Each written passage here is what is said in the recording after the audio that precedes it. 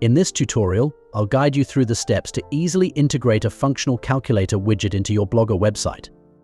This nifty tool not only enhances user experience but also adds value to your site, fostering increased engagement and establishing your platform as a comprehensive resource.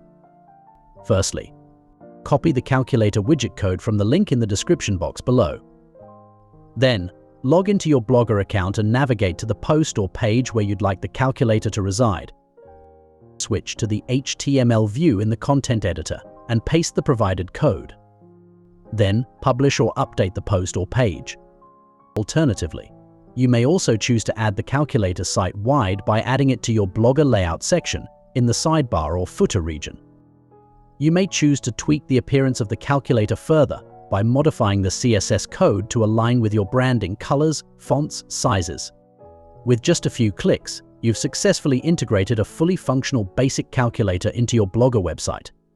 Thank you for watching, and see you on the next video.